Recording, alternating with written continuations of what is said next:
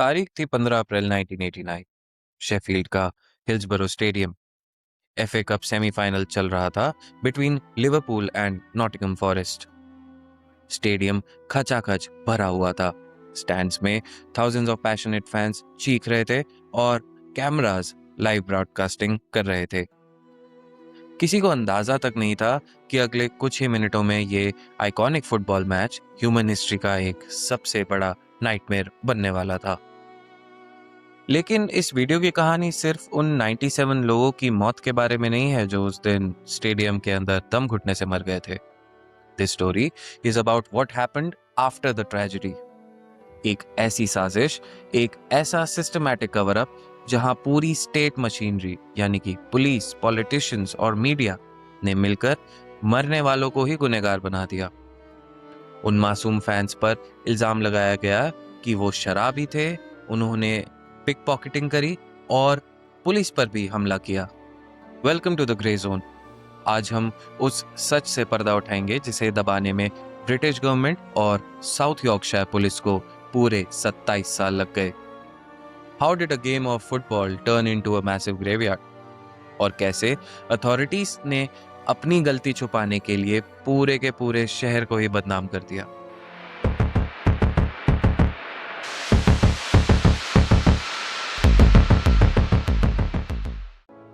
ये कहानी शुरू होती है मैच के दिन से। हिल्सबरो स्टेडियम एक न्यूट्रल ग्राउंड था।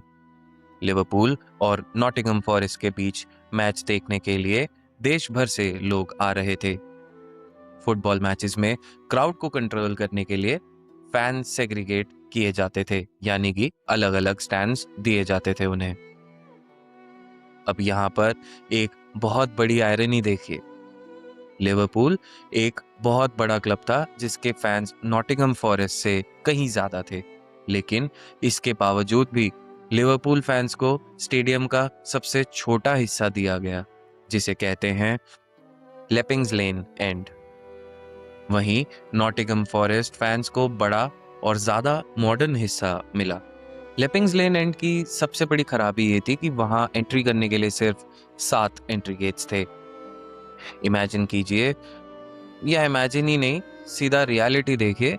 24,000 से ज्यादा फैंस को सिर्फ उन 7 छोटे दरवाजों से गुजरना था। टाइम कम था और भीड़ बढ़ती जा रही थी। अराउंड दोपहर के 2:30 पर मैच शुरू होने में सिर्फ आधा घंटा बाकी था। स्टेडियम के बाहर एक मैसिव बॉटलनेक क्रिएट हो गया था। लिवरपूल के हजारों फैंस बाहर फंस गए थे। भीड़ का प्रेशर इतना बढ़ गया था कि लोग एक दूसरे के ऊपर प्रेस होने लगे। तब इस सीन में एंट्री होती है हमारे मेन कैरेक्टर की, चीफ सुपरिटेंडेंट डेविड डकनफील्ड। ये साउथ यॉर्कशायर पुलिस के मैच कमांडर थे। शॉकिंग बात ये कि डकनफील्ड को फुटबॉल मैचेस हैंडल करने का कोई पुराना एक्सपीरियंस ही नहीं था। उन्हें बस कुछ ही हफ्ते पहले ये बड़ी जिम्मेदारी दी गई थी। बाहर भीड़ को बेकाबू होता देख डकनफील्ड पैनिक कर गए। उन्हें समझ ही नहीं आ रहा था कि स्टेडियम की इस सिचुएशन को कैसे हैंडल किया जाए। अब टाइम होता है एग्जैक्टली 2:52। मैच शुरू होने में सिर्फ 8 मिनट बाकी थे। बाहर फैंस के बीच क्रश लाइक सिचुएशन बन चुकी थी। लोग दम घुटने से बेहोश हो रहे थे। डकनफील्ड के पास एक रेडियो मैसेज आता है, if we don't open the gates someone is going to die out here. Panic में आकर डकनफील्ड एक ऐसा ऑर्डर देते हैं जो ब्रिटिश स्पोर्टिंग हिस्ट्री का सबसे फेटल डिसीजन बनता है। He ordered them to open the gate see. यहां एक बात समझना जरूरी है। 1989 में इंग्लिश फुटबॉल स्टेडियम्स में आज की तरह सीट्स नहीं होती थी। लोग खड़े होकर मैच देखते थे, जिसे टेरेसेस कहते थे। और उन दिनों हुलिगन्स यानी कि फैंस जो गुंडागर्दी करते हैं, उनको रोकने के लिए पिचेस पर चारों तरफ बड़ी बड़ी स्टील फेंसेस लगा दी जाती थी ताकि फैंस ग्राउंड पर ना कूद सकें। So basically in simple words, pen 3 and pen 4 human cages थे, और ये पेन्स पहले से ही फुल थे। जब 2000 नए फैंस उस अंधेरी टनल से बिना किसी चेकिंग के अंदर घुसे तो उन्हें पता ही नहीं था कि आगे जगह ही नहीं है। टनल एक स्लोप पर था, तो लोग पीछे से पुश करते हुए अंदर आते गए और जो लोग आगे खड़े थे वो सामने की स्टील फेंसेस के बीच में बुरी तरह पिसने लगे। एग्जैक्ट 3 PM पर मैच शुरू होता है। लोग चेयर कर रहे हैं, कैमरास मैच दिखा रहे हैं, लेकिन जस्ट कुछ ही मीटर दूर पेन 3 और पेन 4 में मौत का तांडव चल रहा है। पीछे से आता हुआ ह्यूमन प्रेशर इतना ज्यादा था कि सामने खड़े लोगों के लंग्स कंप्रेस होने लगे।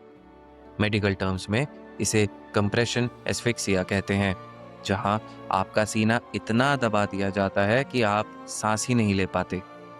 लोग खड़े खड़े मर रहे थे। कुछ लोग लोहे की जालियों पर लटक गए, अपनी जान की भीख मांगते हुए। एक सर्वाइवर ने बाद में बताया, मुझे सांस नहीं आ रही थी। मेरा चेहरा किसी की पीठ से चिपका हुआ था। मैंने अपने पास एक छोटे लड़के को देखा। उसकी आंखें नीली हो चुकी थी। शायद वो मर चुका था, लेकिन भीड़ में इतना प्रेशर था कि वो गिर भी नहीं पा रहा था।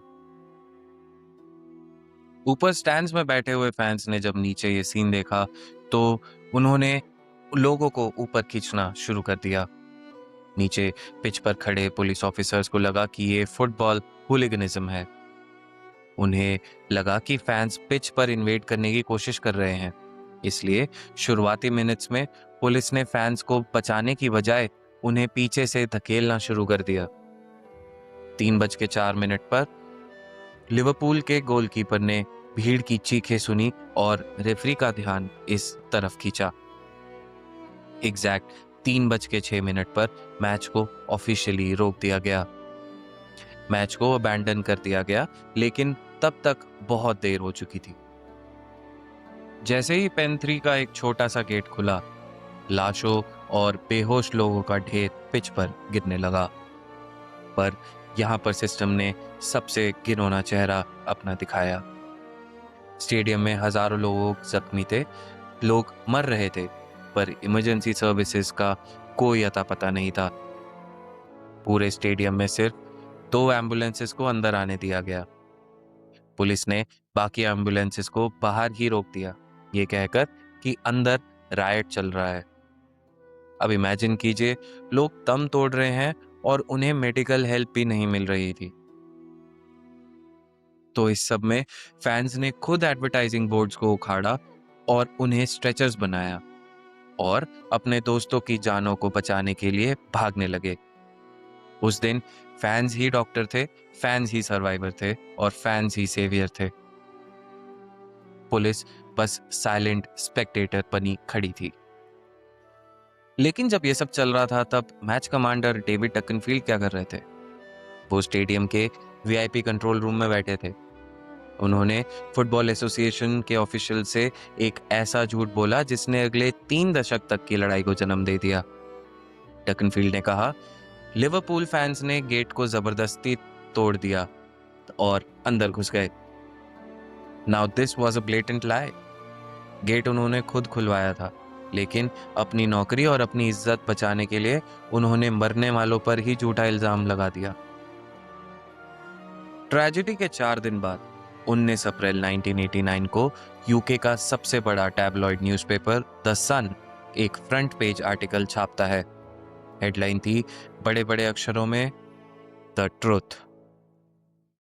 इस आर्टिकल में जो लिखा था वो सुनकर आज भी किसी भी इंसान का खून खौल उठे। आर्टिकल में क्लेम किया गया था कि लिवरपूल के ड्रंक फैंस ने उन पुलिस ऑफिसर्स पर हमला किया जो लोगों की जान बचा रहे थे। फैंस ने मरने वाले अपने ही दोस्तों की पॉकेट्स को लूटा। उन्होंने डेड बॉडीज और पुलिस ऑफिसर्स के ऊपर यूरिनेट किया। लेकिन ये सब बातें एक बकवास थी, इसमें एक भी सच्चाई नहीं थी। तो फिर द सन ने ये सब क्यों छापा? क्योंकि उन्हें ये इन्फॉर्मेशन साउथ यॉर्कशायर पुलिस के टॉप ऑफिसर्स और एक कंजर्वेटिव एमपी ने दी थी। पुलिस ने एक proper well planned media campaign चलाया ताकि पब्लिक का ध्यान पुलिस की नेग्लिजेंस से हटकर फैंस के ऊपर चला जाए। पुलिस ने उस दिन मरने वाले छोटे छोटे बच्चों के ब्लड सैंपल्स लिए ताकि उनमें अल्कोहल चेक किया जा सके। उनका मकसद था कि बस किसी तरह ये प्रूव करना है कि मरने वाले लोग शराबी थे और अपनी मौत के लिए खुद ही जिम्मेदार थे। इवन पुलिस ने अपने ही ऑफिसर्स के 164 विटनेसेस स्टेटमेंट को ऑल्टर किया। जो ऑफिसर लिख रहे थे कि पुलिस का मैनेजमेंट खराब था, उनकी लाइंस को डिलीट कर दिया गया। गवर्नमेंट ने एक इंक्वायरी बिठाई जिसे कहते हैं टेलर रिपोर्ट। 1919 में आई रिपोर्ट ने साफ कहा कि हादसा पुलिस की फेलियर की वजह से हुआ था, फैंस की वजह से नहीं। इस रिपोर्ट के बाद पूरे यूनाइटेड किंगडम में स्टेडियम्स से वो पुरानी स्टील फेंसेस हटा दी गई और सारे बड़े स्टेडियम को ऑल सीटर स्टेडियम बना दिया गया। लेकिन इस सब के बाद भी जस्टिस नहीं मिला। 1991 के इंक्विजिट में कोर्ट ने वर्डिक्ट दिया एक्सीडेंटल डेथ, यानी ये बस एक हादसा था और कोई गुनहगार नहीं है।